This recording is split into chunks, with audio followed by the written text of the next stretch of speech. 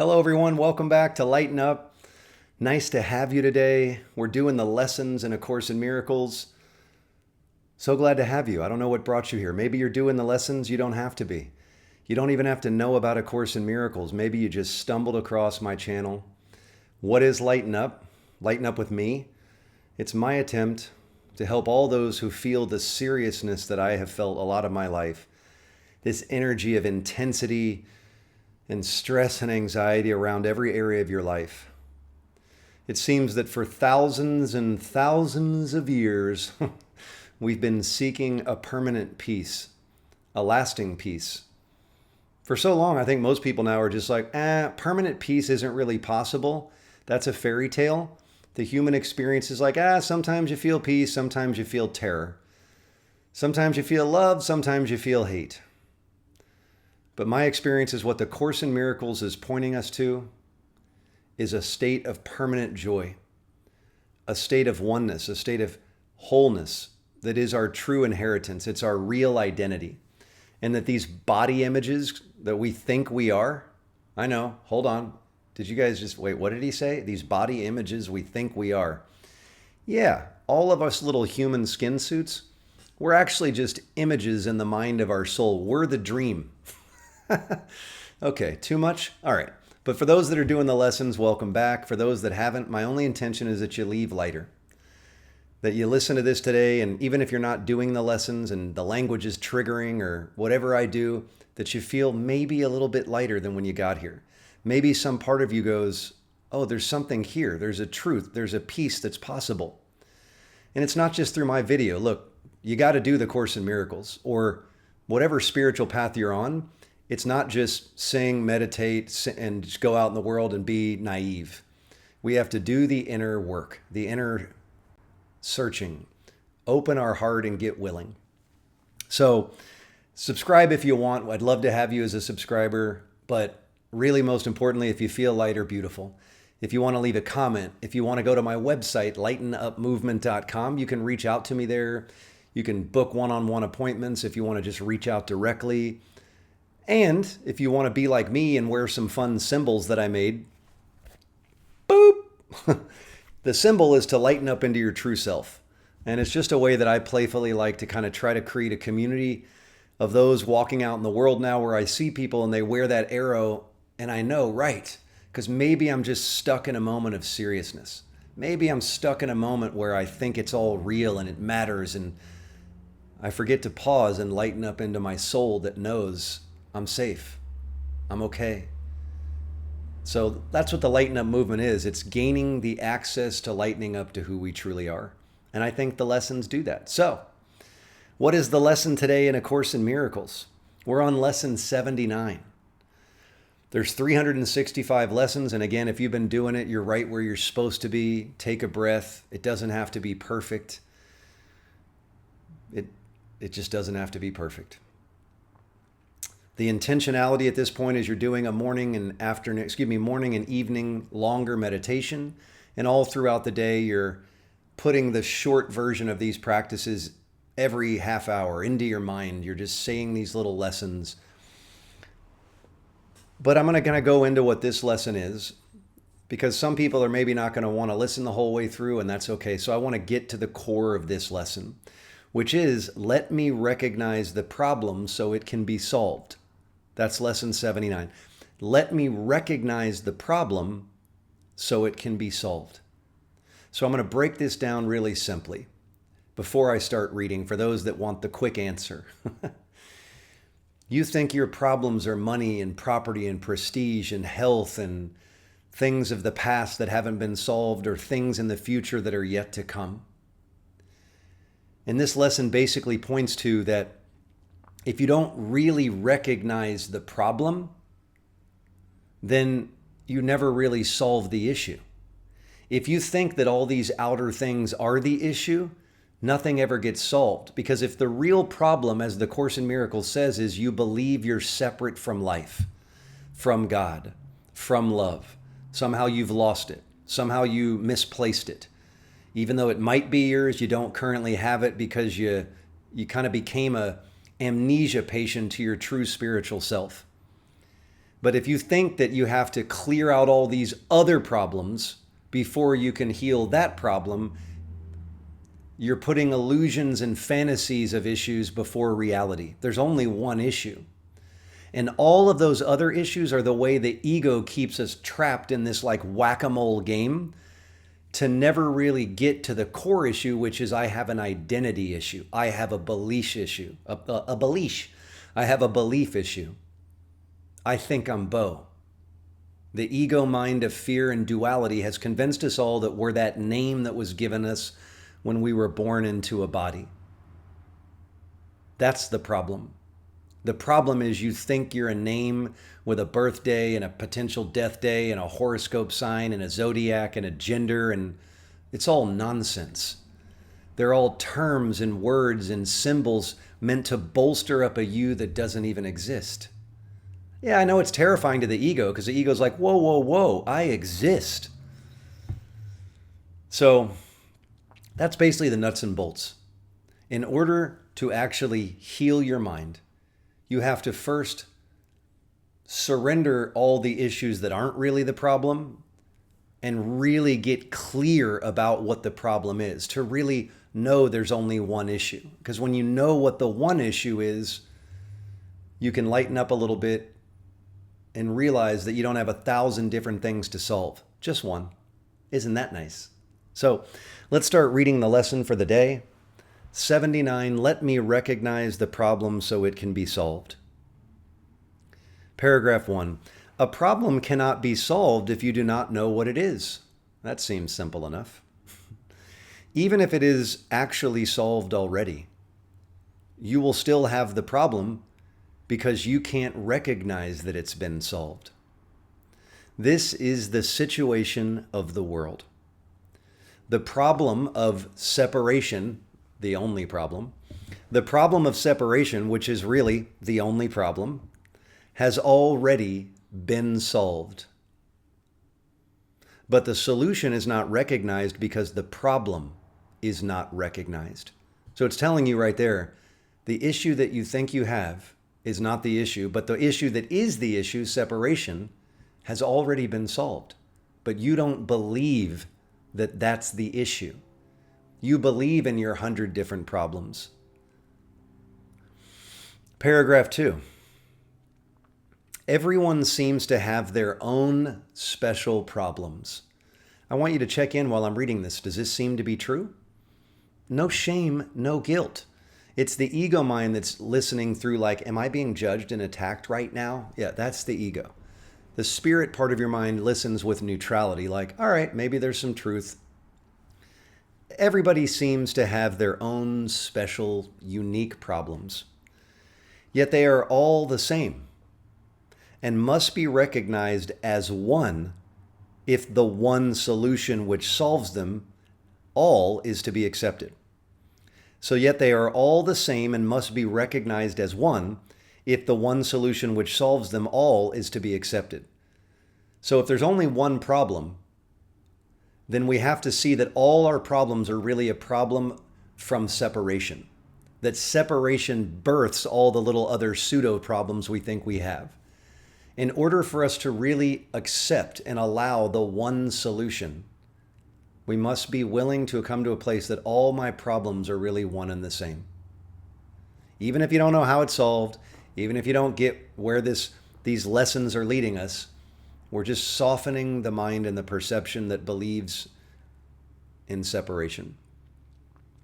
Who can see that their problem has been solved if they think the problem is something else? Even if they're given the answer, they cannot see the relevance. So see, what they're saying there is so many of us like, well, wait, my problem is I got a money issue, I got a relationship issue, I got a health issue, I got a friendship issue, I got a job, I got a car problem issue, I got all these issues, and I got a house issue, I got a career issue. So who can see that their problem's been solved if they think their problem's something else, right? If the one problem of separation has been solved, but we think the other ones are real, how could we see? If we go around seeking spiritual answers to false problems, how could we see that it's already been solved when we're confused? Even if we're given the answer, we can't see the relevance because we think the problems are separate. Paragraph 3. That is the position in which you find yourself now. You have the answer, but you are still uncertain about what the problem is. A long series of problems seem to confront you. And as one is settled, the next one and the next one arise. Again, like whack-a-mole, right? Oh, I solved. Oh, there's another one. Oh my God, free at last. Peace and oh, another one. Oh, great, that one solved. Thank you, Father, Mother, God. We actually give thanks to this spiritual solution, but it's really the ego in a spiritual cloak just keeping us distracted with whack-a-mole issues. So a long series of problems seems to confront you, and as one is settled, the next one and the next one, there seems to be no end to them. There is no time in which you feel completely free of problems and at peace. Think about that. You know that's true. Who can argue this? There is no time in which you feel completely free of problems and at peace. I have this whole paragraph highlighted, so it must be valuable. The temptation to regard problems as many is the temptation to keep the problem of separation unsolved. So what's that sentence say? This temptation, this urge to regard problems as a bunch, to having a lot of problems, is basically the temptation to keep the problem, the one problem of separation unsolved. It's like the ego's like, don't give up your belief that you have 100 different problems, little ones, big ones. And that's the ego's only purpose, is to actually keep you from seeing there's only one problem. The world seems to present you with a vast number of problems, each requiring a different answer. This perception places you in a position in which your problem-solving skills must be inadequate and failure must be inevitable, right? How many of us keep solving our problems with our ego solutions, and there's some energy of like, something I'm doing's not quite right. It's not quite accomplished yet. A sense of inadequacy and or failure, if you're really honest. No one could solve all the problems the world appears to hold. This is paragraph 5. No one could solve all the problems that the world appears to have. They seem to be on so many levels, in such varying different forms, and with such varied content that they confront you with an impossible situation. Dismay and depression are inevitable as you regard them. Right? This is giving you the real answer. We think we're depressed because of some chemical issue in our mind, our brain. Well, there really is an issue in our thinking, but the solution is not a pill that you put into your body. That's not the solution. The solution is to recognizing the problem, which is where we somewhere in our past believed we separated from the perfection we are. But if you thought you really did have a 500 different problems, inadequacies, issues, personality problems, job problems, character problems, worth problems, family, you get it. Dismay and depression are inevitable as you regard them. Some spring up unexpectedly, just as you think you have resolved the previous ones. Others remain unsolved under a cloud of denial, right? That's not my problem. Others remain unsolved under a cloud of denial. I'm just love and light. I don't have any anger. I feel at peace. I'm not angry at all. And you're just gripping, the fake smile. That's the false denial of the ego. I am just love and light. Wait, slow down, stop driving self. Yeah, whoa. Okay, did that make sense? I hope so. Others remain unsolved under a cloud of denial and rise to haunt you from time to time, only to be hidden again, but unresolved. So I'll give you an example. Again, the person who's just living in a peaceful community in the middle of the mountains, no traffic, no issues, they've basically secluded themselves into a solution. I know the world's crazy, so I'm going to go be alone in isolation. I'm at peace now. Look, I can't be touched by the insanity of the world. And then you get out into traffic or you get around some people that don't talk or think or speak like you, and you're triggered and you're like, oh, I guess the world's the issue. I forgot. I need to go back to my peaceful compound. The ego's just convincing you to hide, right? To hide. And it's one thing if you consciously choose to just put yourself in an environment that's nurturing. But if you still get triggered when you go into other environments, then you're not really solving the issue. That's what it means. Under a cloud of denial and rise to haunt you from time to time, only to be hidden again, but still unsolved. Next paragraph. All of this complexity is but a desperate attempt not to recognize the problem. We give ourselves pseudo-solutions so we never really go inside far enough to find the problem. If you could recognize that your only problem is separation, no matter what the form of these other problems seem to take, you could accept the answer because you would not lose sight of its relevance. Perceiving the underlying constancy in all the problems that confront you, meaning the constancy of separation, you would understand that you have the means to solve all your seeming problems. And you would use the means because you recognize the problem. You would use the means to solve it because you recognize it. So now we're going to start the official longer meditation, the instructions for the meditation. In our longer practice periods, the ones morning and night for 10 to 15 minutes at this point, we will ask what the problem is and what is the answer to it. Now, for some of you, I know you're like, wait a minute, they just told us what the problem is, so I know the problem's separation, but stay with it. We will not assume that we already know. So we will not assume that we know.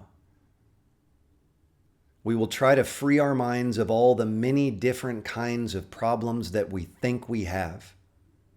We will try to realize that we have only one problem, which we have failed to recognize. We will ask what it is and wait for the answer. We will be told. Then we will ask for the solution to it, and we will be told. Our exercises for today will be successful to the extent to which we do not insist on defining the problem. So don't insist today that you know what the problem is. Try to let it go. Everything you think you know about the problems you have and what they are, and they'll be, you're listening for an inner voice, a feeling, a sensation, an idea that comes in. What's beneath all the problems I think I have? What's the real problem? Let me feel it, sense it, touch it, taste it, feel it, experience it in the meditation. Perhaps we will not succeed in letting all of our preconceived notions go. So it's letting you know, perhaps you won't succeed. Maybe you'll still have preconceived ideas. That's okay. But that is not necessary. All that is necessary is to entertain some doubt about the reality of our version of what our problems are. So that's the purpose of this lesson today. All that's necessary is to entertain some doubt, a little bit of doubt, about the reality of our version of what our problems are. We are trying to recognize that we have been given the answer by recognizing the problem, so that the problem and the answer can be brought together and we can be at peace. If the problem's not outside, the problem's on the inside, it's a belief. And if I can feel into the problem, the answer will simultaneously arise to meet your mind. The idea will come in. The shorter practice periods for today will not be set by time, but by need. You will see many problems today, each one calling for an answer. Our efforts will be directed toward recognizing that there is only one problem and only one answer. In this recognition are all problems resolved. So in the recognition that all problems are one, are they solved? In this recognition, there is peace. So be not deceived by the form of problems today. So don't be deceived by what seems to be the issue. Traffic, a coworker, a family member, the outer irritation, the bodily issue, the sensations. Don't be deceived by those. Whenever any kind of difficulty seems to rise, just try to tell your mind very quickly, or out loud if you want, let me recognize this problem so it can be solved. So when you're saying that, you're basically saying, you don't go, well, I know what the problem is. This just happened, but let me... No, you're making an effort to let go of what you think the problem is in that situation with no idea. You don't go, okay, well, what? The problem's really separation? Cool, I got it. Let it come to you. Let the true recognition within reveal itself. Then try to suspend all judgment about what the problem is, right? So if possible, you close your eyes for a moment and ask what it is. You will be heard and you will be answered. That's it. Let me recognize the problem. Let me set aside everything I think I know about issues. Am I willing to entertain some doubt about what I think my issues are? If you feel that alive today, even a little bit, just be willing. Father, Mother, God, Great Spirit, Divine Universe. I think all my problems are blank. The government, these politicians, the right wing, the left wing, gays, straights, blacks, whites. I think I have all these problems in the world. There are no problems in the world. There's one problem in your mind. So, longer practice periods twice a day, shorter practice periods whenever you feel a problem arise. Stay light, stay blessed. Don't take any of this serious. You're already awake. You just are remembering that you're awake. You do the effort inside and then you just go out and live light and be the light you are. You are a Christ. You are a Buddha. You are the one shared holy reality. You. It's time that we accept the individual states that we think we're in, release them, and allow the one expression we are to shine, baby. So, climb a tree, swing on a swing, play with some butterflies, have some fun, move and dance. I'll see you on another video soon. Be well.